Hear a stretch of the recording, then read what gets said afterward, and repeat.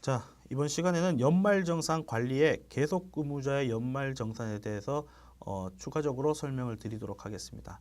자, 이전 강의에서는 얘기 드렸듯이 기본적인 계속근무자 연말정산의 이론적인 부분과 우리가 세무사 사무실이었을 때 거래처의 근로자들에 대한 자료들을 어떻게 취합하고 그 취합된 부분에 대해서 어떻게 해야 될지 부분까지도 확인해 볼 수 있었습니다. 자, 이번 시간에는 이 취합된 자료에 대해서 우리 세무사랑 프로에 어떻게 입력을 함으로써 연말정산을 마무리가 짓는지에 대해서 설명을 드리도록 하겠습니다. 자, 우선 연말정산을 하려면은 제일 먼저 선행되어야 될 게 1월부터 12월에 대한 급여가 확정짓고 신고가 돼 있어야 되겠죠. 자, 연말정산이라는 것은 근로소득자의 지급명세서를 제출하는 행위죠. 그러니까 원천징수 이행상황 신고서의 근로소득자의 부분과 이 지급명세서상의 근로소득자의 과세소득 부분이 일치가 되기 위해서는 먼저 원천징수 이행상황 신고서가 마무리가 되겠죠. 그 마무리가 되기 위해서는 급여가 확정되었고 그 연도의 급여 부분의 급여 대장이 다 입력이 돼 있어야 되겠죠. 자, 그 상황이 끝이 난 다음에 우리는 연말정산 관리를 통해서 이 항목을 통해서 연말정산을 할 수 있습니다. 자, 기본적으로 연말정산 추가자료 입력해서 연말정산을 하는데요. 그 부분을 한번 보도록 하겠습니다. 자, 연말정산 추가자료 입력을 클릭을 해보시면 이렇게 계속과 중도와 첨괄로 나눠 있습니다. 자, 지금은 제가 불러오기에서 작업을 해놓은 상태여서 그런데요. 별도로 전체 사원을 불러오지 않는다면 계속 부분에 있어서는 아무것도 나타나지가 않을 거고 중도에서는 실질적으로 좀 전에 한 것처럼 중도 퇴사자에 대한 자료들은 완료가 돼 있을 겁니다. 자, 우리가 실질적으로 근로소득자의 지급명세서 제출하는 것은 저번에도 얘기 드렸지 원천징수 이행상황 신고서는 인별로 얼마를 갖고 갔다는 걸 신고하는 부분이 아닙니다. 인별이 아니로 우리 회사에서 총 원천징수한 근로자의 소득 금액과 거기에 따른 간이세액표에 맞춰서 원천징수한 금액에 대해서 이번 달에 얼마에 대해서 이렇게 했습니다라고 신고하는 거고 지급명세서 제출 즉 연말정산을 통해서 개별적인 내역들에 대해서 통보가 가는 거예요. 그러니까 당연히 중도퇴사자도 원천징수 이행상황 신고서는 마무리가 됐겠죠. 그런데 이 중도퇴사자가 누구인지 얼마를 갖고 간지는 연말정산 지급명세 제출을 통해서 알 수 있기 때문에 그렇게 생각해 보면 당연히 중도퇴사자도 우리가 연말정산 지급명세서 제출할 때는 반드시 다 들어가야 됩니다. 그래서 우리는 총괄 부분에 대해서 지급명세서를 작성을 해야지 계속근무자에 대해서 지급명세서를 작성하면 안 됩니다. 다만 계속근무자에 대해서는 연말정산에 대해서 환급받거나 납부한 부분이 정리되는 부분이 별도로 있겠죠. 그리고 그 부분이 정리되는 부분과 추가적으로 내년 2월 달에 원천징수 이행사항 신고서를 보시면 계속 근무자에 대한 내역에 대해서만 나오겠죠. 왜? 중도퇴사자는 2018년 우리 송아지 씨 같은 경우 5월 달에 원천징수 이행사항 신고서로서 그 부분에 대해서 신고를 완료를 했기 때문에 그렇죠. 확인을 해보면 자, 이렇게 신고를 했기 때문에 별도로 내년 2월 달에 대해서는 계속 근무자에 대해서만 이렇게 조회가 되고 확인을 해서 신고를 하셔야 되겠죠.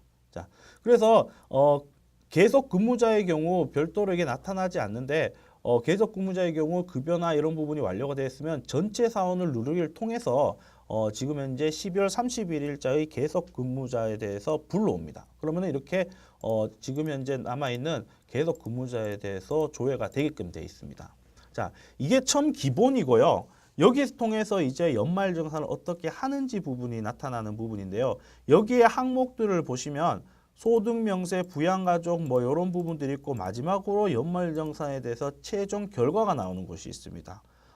요 부분에 있어서 주의하셔야 될 게 소득명세, 소득 명세는 반드시 다른 것들보다 먼저 반드시 선행이 확실히 되고 난 다음에 그 다음에 나머지 항목들이 입력이 돼야 된다는 걸 주의하셔야 될 것 같아요. 왜냐? 소득명제, 자, 우리가 소득공제나 세액공제 부분에 있어서 총급여를 기준으로 해서 세액공제를 해주거나 소득공제를 해주는 게 있죠. 우리 신용카드 소득공제나 뭐 이런 부분들이나 나머지 부분에 있어서도 총급여가 기준이 되는 것들이 있습니다. 그런데 총급여가 기준이 돼야 되는데 기존의 소득 명세를 확정 짓지 않고 이 부분들을 먼저 작성을 하게 되면 총급여가 달라지죠. 총급여 달라진 상태에서 반영을 하게 되고 모든 게 작성되고 여기에서 나머지 추가 자료를 입력하게 된다면은 연말정산이 정상적이지 않게 처리가 되는 부분이죠. 그래서 우리가 연말정산을 할 때 제일 주의 깊게 보셔야 될 것 중 하나가 이 소득 명세에서 이 급여 부분에 있어서의 내용을 확정을 지어야 된다. 이 부분을 확정을 짓고 나서 그 다음에 다음 단계로 넘어가야 된다는 것을 반드시 인식을 하셔야 될 것 같아요. 자, 그 부분을 한번 주의 깊게 하시면 될 것 같고요. 그러면 소득 명세에서는 어떤 것들이 들어가느냐? 여기의 내용을 잘 보시면은 기본적으로 현재 근무하고 있는 곳에서의 내용들은 불로와지기를 통해서 다 정상적으로 나옵니다. 그래서 아까 전에 제가 얘기한 것처럼 한 해에 두 군데의 회사에서 동시에 근무하거나 아니면은 우리 회사 오기 전에 그 전 직장에서 소득이 발생됐었을 때 그 부분에 있어서의 근로소득 원천징수 영수증을 받아서 여기에서 총급여를 확정을 지어야 됩니다. 기본적으로 그런 부분이 없다면은 총급여의 확정은 바로 우리 회사의 급여로서 모든 게 끝이 나겠죠. 근데 나머지 부분들 때문에 총급여를 확실히 먼저 하시고 나머지 것들을 해라는 얘기입니다. 우리 회사만 결과적으로 근무를 하고 계시거나 뭐 1년 동안 쭉 우리 회사만 근무하시고 기존의 종전근무제 퇴사한 부분이 없다면은 뭐 바로 이렇게 연말정산을 진행하셔도 되는 부분이죠. 자, 만약에 그러면은 원천징수 영수증 기존의 종전에 있는 회사나 중복 회사에서 원천징수 영수증을 받았었을 때 그 원천징수 영수증은 어떻게 입력을 하느냐라는 부분이 있는데요. 그 입력하는欄은 이렇게 종전근무제의欄에 입력을 하게 되어 있습니다. 자, 예를 들어서 한번 보면 자, 송아지 씨가 종아지 근로소 원천징수 영수증이 여기 잘 보이는지는 모르겠는데 자, 이 부분을 보고 대략적으로 제가 설명드리려고 이 부분을 켰으니까 잠깐 확인을 하도록 하겠습니다. 자, 우리 회사에서 퇴사한 분이시긴 하지만요. 어쨌든 이분이 만약에 안기부 씨다. 안기부 씨가 딴 데 있다가 우리 회사 사무실에 왔다. 그래서 이 부분에 있어서의 그 근로소 원천징수증을 기존에 있는 회사에서 받았다 하면은 입력하는 란이 자, 종전근무제 회사명 이게 원천징수 이행사항의 신고서거든요. 자, 회사명을 먼저 적습니다. 자, 회사명과 사업자 번호 그리고 근무 일수 언제부터 했는지는 이 부분에 있어서 근무 일수가 나오니까 이 부분을 적으시면 됩니다. 자, 그리고 급여소득이나 이런 부분에 있어서는 이 항목에 맞춰서 적으시면 될 것 같고요. 여기에서 주의하실 게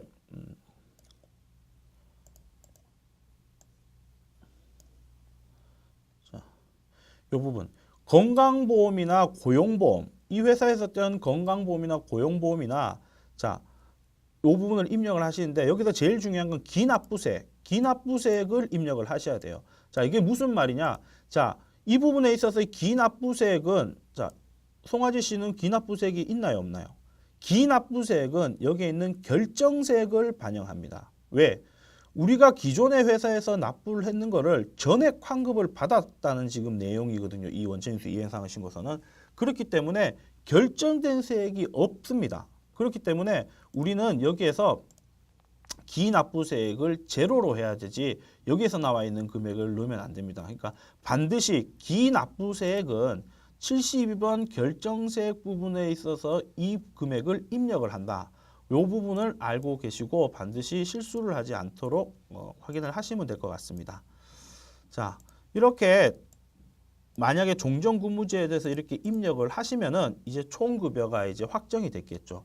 만약에 종전근무지가 한 곳이 아니고 두 곳, 세 곳이라면 여러 곳이라면 이 종전 근무지의 요 부분은 종전을 클릭을 하시면 몇 개씩 입력을 할 수 있습니다. 이걸 입력을 하고 옆으로 종전을 누르시면 또 몇 개씩 추가로 입력할 수 있는 기능이니까 종전 근무지가 한 개가 아닐 수도 있잖아요. 그랬었을 때 이 종전 부분을 선택을 하셔서 추가적으로 입력을 하시면 될 것 같습니다. 자, 그리고 그렇게 돼서 총 급여에 대해서 일단 소득 명세 부분에 있어서 확정을 짓고 나면 이제 다음부터 이제 나머지 부분들을 이제 확인을 하시면 될 것 같습니다. 자, 이제 부양가족을 한번 보도록 하겠습니다. 부양가족. 자, 부양가족은 기본적으로 사원 등록의 부양가족의 내역이 자동적으로 불러와집니다. 불러와지기 때문에 이 부분을 체킹을 하시면 되는데, 예를 들어서 우리가 전체 사원을 불러오고 나서 이렇게 사원 등록하거나 하는 부분은 주의를 하셔야 되는데, 그리고 우리가 연말정산 추가 자료 입력에서 직접적으로 사원 등록을 하게 된다면은 우리가 사원 등록의 부양가족 명세에서도 자동적으로 입력이 되고 상호 반영이 됩니다. 여기에서 넣든 아니면은 이쪽 부분에 연말정산 추가 자료에서 넣든 양쪽 다 반영이 되는 것을 알 수 있습니다. 그 부분을 확인을 하시면 될 것 같고요. 부양가족에 대해서의 각자의 공제 항목들을 입력을 해야 되는데요. 이 부분의 입력은 그렇겠죠. 우리가 거래처 사무실에 근로자들 개별적으로 부양가족에 대해서 자료를 받았으면 그 자료에 맞게끔 PDF 파일이든 자료에 맞게끔 PDF 파일이나 종이 파일에서 각각 입력을 하는 겁니다. 자, 우리가 입력하는 방법은 실수를 하지 말아야 될 방법이, 자, 백두산시에 대해서 클릭을 하면 백두산시에 대해서 여기에서 입력을 하게 하는 란들입니다. 이 란들은 백두산시 관련돼서 입력을 하는 거예요. 그렇기 때문에 백봉산시의 항목들은 이 백봉란시를 누르고 나서 입력을 별도로 해야 되는 겁니다. 그러니까 개별적인 사항에 대해서 항명은 개별적으로 들어가는 위치에서 클릭을 하셔야지, 모르고 한쪽에서 그냥 모든 공제 항목을 하시면 안 돼요. 그래서 개별적으로 각각 하시고 나서 이 부분에 있어서 전체 내역에 대한 이런 부분도 이제 합계들은 이 부분에서 확인할 수 있으니까 이 부분에 맞게끔 입력을 하시면 됩니다. 그리고 주의하셔야 될 게 이렇게 노란색으로 국세청과 기타라는 부분이 있는데, 우리 건강보험 같은 경우를 더블 클릭을 하게 되면, 자, 국세청께 있고 기타라는 부분이 있습니다. 이 부분은, 자, 국세청 말고 일반 보장성 보험을 국세청에서 이제 보장성 보험이,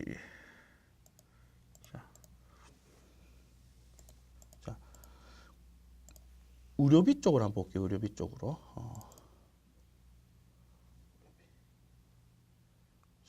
자, 의료비를 보시면은, 자, 입력이나 이런 의료비나 다른 쪽도 보시면은 이게 이 자료가, 예를 들어서 의료비 자료가 국세청 자료냐 아니면 국세청 외의 자료냐를 구분이 쉽게 돼 있어요. 그러면은 예를 들어 국세청 자료의 자료를 받아왔다면은 별도의 의료비 명세서의 상호나 다른 것들을 입력할 필요는 별도로 없습니다. 왜냐하면 국세청이 있기 때문에 확인이 다 가능하기 때문에.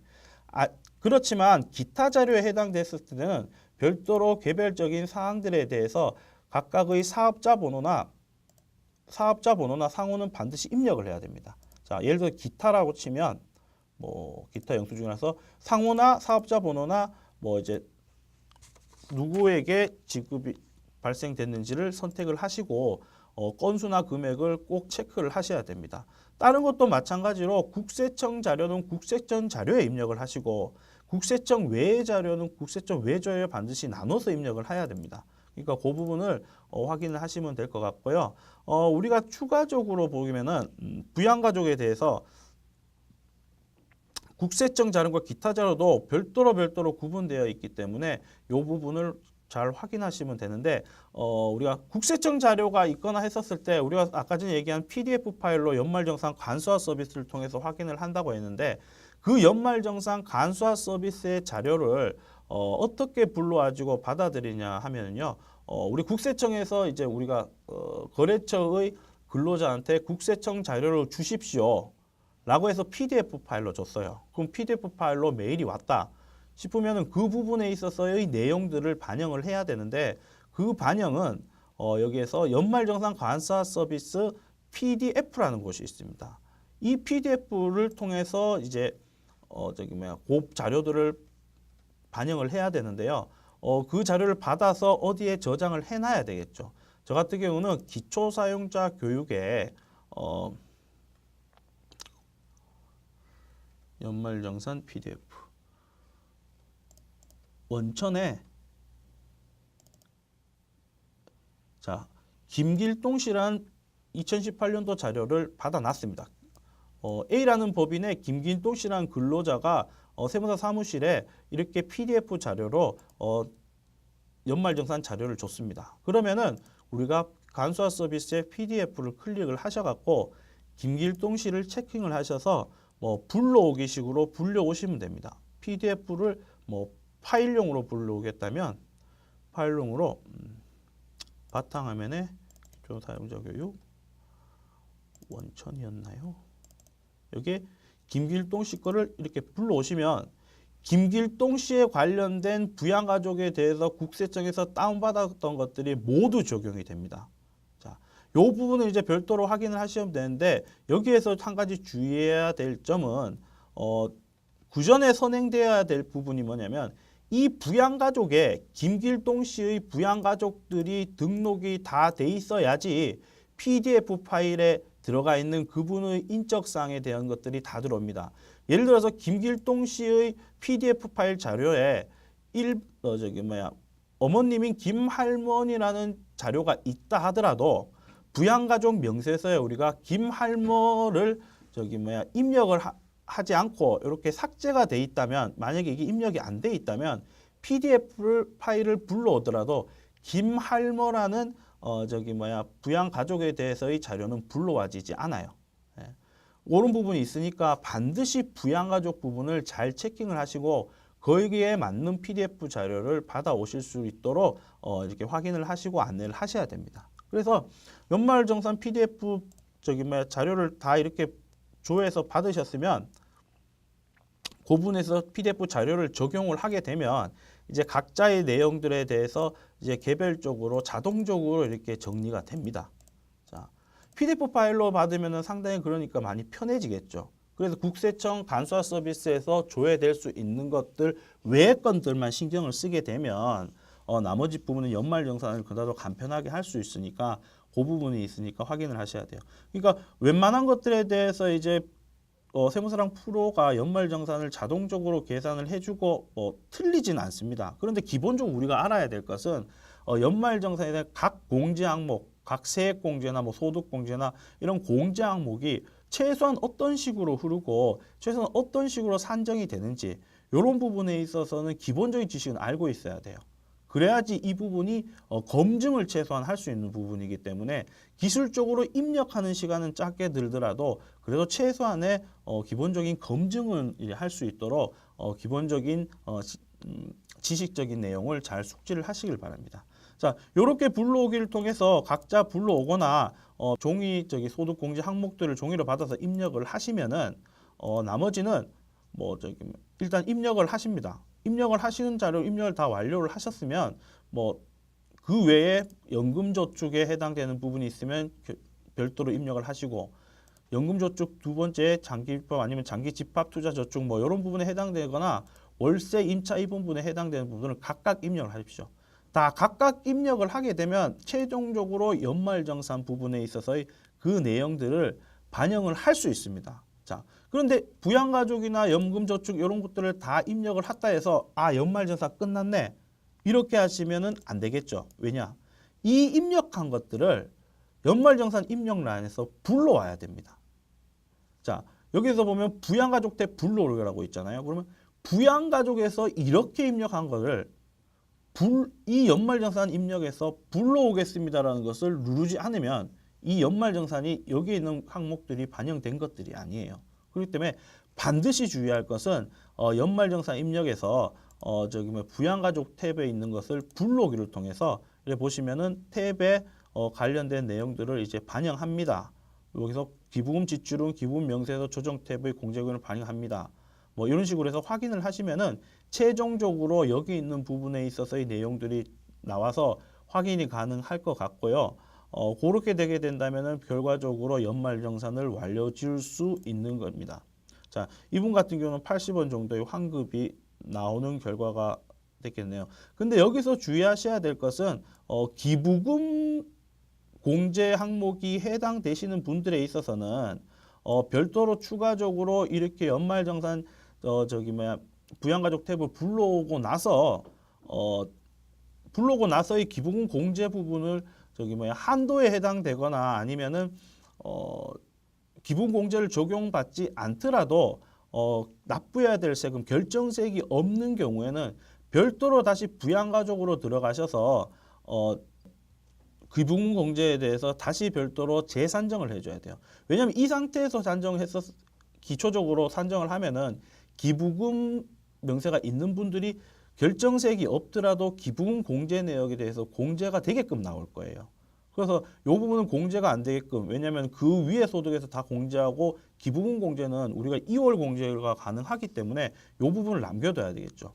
그래서 부양가족으로 들어가서 기부금 공제 쪽을 클릭을 하시면은 별도로 여기에서 기부금 조정명세서라는 곳에서 공제 금액을 다시 계산을 해서 불로 금액을 통해서 다시 계산해서 공제 금액을 반영해 갖고 저장을 하면 거기에 맞게끔 부분의 연말정산을 정리를 할 수 있습니다. 지금 뭐 송유산 씨는 기부금이 없기 때문에 그런 부분이 있는데 어쨌든 기본적으로 기부금 공제 부분에 있어서는 다시 한번 부양가족 탭을 불러옴을 통해서 공제 항목에 대해서 공제 받는 부분이나 2월 받는 부분을 잘 체킹을 하시면 될 것 같습니다. 자, 대략적으로 이제 연말정산에 대해서 마무리가 지어졌는데요. 이렇게 모든 연말정산이 마무리가 지어졌다면 중도퇴사자와 마찬가지로 각각의 마무리된 곳에 대해서 작업 완료를 누르셔야 추후에 변동사항이 잘못되거나 프로그램이 꼬여갖고 잘못된 결과가 낳지 않을 수 있기 때문에 반드시 완료된 근로자의 연말정산 부분에 있어서는 완료라는 부분을 체킹하셔갖고 마무리를 지으시면 될 것 같습니다. 대략적으로 요약을 하자면은 우리 연말정산 자료 입력에서 중요한 부분은 소득명세는 무조건 확정 짓고 나머지 부분에 있어서는 입력을 하라. 그리고 부양가족에 대해서 정상적으로 입력해야 PDF 파일이든 자료 부분을 반영할 수 있으니까 부양가족은 정상적으로 입력을 하라. 그리고 연말정산에 입력을 했었을 때는 여기 부양가족에 입력한 것들을 반드시 불러와야 반영이 된다. 불러주면 반영이 안 된다. 자, 불러오고 나서 기부금 공제에 관련된 부분들이 기부금이 있다면 다시 한번 부양가족에 가서 기부금란에 가서 이 부분에 기부금 조정 명세서를 다시 확인하고 다시 반영을 하라. 요런 식으로 이해를 하시면은 전반적인 세무사랑 프로에 대해서의 연말정산에 대한 기본적인 흐름이나 확인 부분은 정리가 다 될 수 있을 것이라고 생각합니다. 자, 이상으로 근로소득 관리의 계속근무자의 연말정산을 알아봤습니다.